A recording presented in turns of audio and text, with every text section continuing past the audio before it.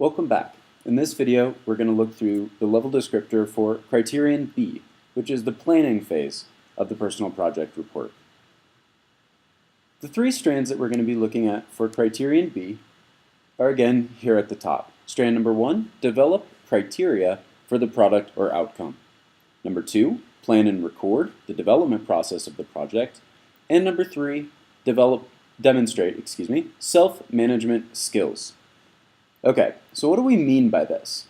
Well, criterion B, the planning section of the personal project, includes a little bit more information than is simply found in the report. I call your attention here to the bottom. So how is this assessed? Well, each of the strands here can be assessed via the report. So you'll notice that strand 1, developing criterion, strand 2, plan and recording, and strand 3, self-management, all three we can look at the report. However, we can also assess your work here in the planning stage by looking at your journal extracts. So you have the 10 journal extracts that you attach to the back of your paper. This will help us to see that you didn't just do the project in one night, that you did show evidence of long-term planning, that you did show evidence of short-term planning. Finally, we can also take a look, especially in strand number 2, at any plan that you submitted as an appendix, such as the assignment that you completed for November, which was to make a plan for what you're going to do in December, January, and February. So you can use all of that information, go back and put all that information in your report, either as an appendix, part of a journal extract, or in your paper itself, and this will help us to see that you planned and recorded the development process of your project. So let's take them in turn again, one by one, each of the three strands. So starting with strand number 1, developing criteria for the product or outcome. This is a very challenging strand because a lot of us consider our success to be sort of a personal thing or hard to judge. But in the personal project, we're specifically asked to develop criterion for judging our later product or outcome. So when you get done with the product, when you get done with your personal project, you go back and grade yourself on the elements that you came up with. So here's a definition of criteria: specific elements that the product must meet to be a quality outcome as defined by you. The criteria need to be explicitly stated in the report or included as an extract from the journal. I would say you should always put it in the report so that we very clearly see that you know how you're judging yourself. Development of the criteria may also include changes made during the course of the project. So if you started with one idea and you realize that you couldn't be successful or that you set your goal too easy for yourself, then of course you can go back and change those later, and you get credit for that as developing the criteria.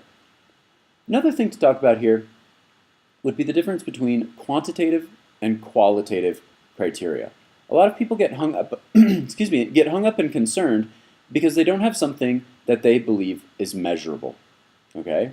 It's okay to have qualitative criteria as well as quantitative criteria. However, it should also include some kind of information for how others are going to help give you that information.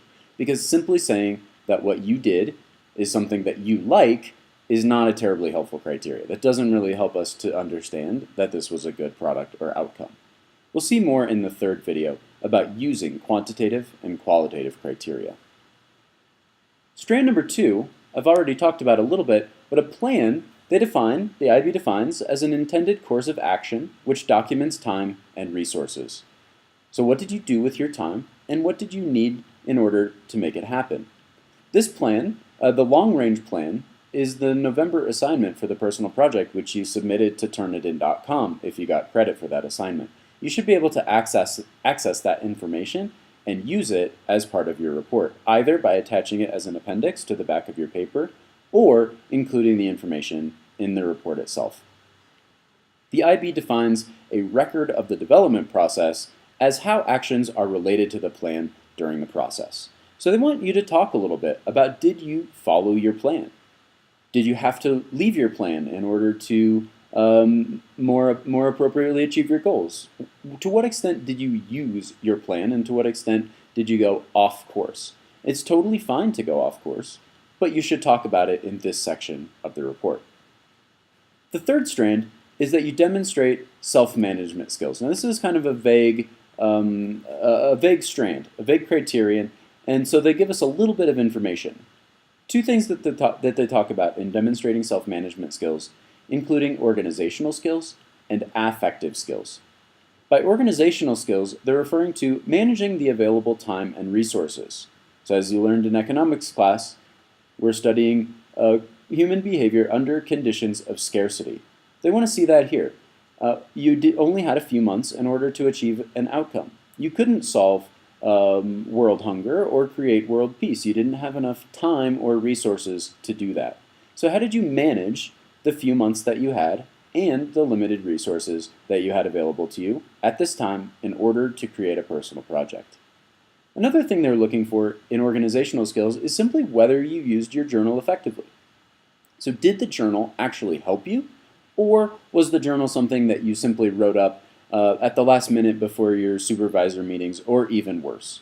So the process journal, effectively planning, developing, and recording the progress, would include things like meeting all your deadlines, writing a journal entry every time you met with your supervisor, writing a journal entry every time that you interviewed someone or that you met with someone to help with your project, or really any time that you worked on your project. So organizational skills shows us things like, did you use your time wisely or did you procrastinate? Right, these kinds of questions. So use the information in your report and your journal to show the reader how your organization skills were appropriate. The other thing that they're looking for in the demonstrate self-management skills strand is something they call affective skills. So affect is the way that you look or appear or how you act. So affective skills include things like managing your state of mind. What they mean by this is simply this. Did you get frustrated? Did you get upset? Did you get behind in due dates? Probably all of the above. How did you manage that process? How did you continue to persevere? How did you show that you managed your emotions, overcame any obstacles that are in your way, and manage yourself so that you can complete the project on time? Did you show self-motivation? Did you show a desire to finish the goal? Did you show that you wanted to do better? Did you show resilience? Did you have bad nights? Did you have times that things didn't work out the way that you wanted to? Well, how did you come back from that? How did you get back on the horse, as they say? These kinds of skills are what they're looking for in self-management skills. Now again, this may not all come from your report. So some of this information we might see from your journal extracts. That means you want to include a journal extract, for example, that talks about a time that you had a negative meeting with your supervisor, or a time that something didn't work out the way you wanted it to. Perhaps you had a time to meet with someone from an organization and they canceled on you. Talk about how that made you feel and how you overcame it in order to eventually complete your project in February. This has been Criterion B, Planning, the second of our 4 videos. Thank you.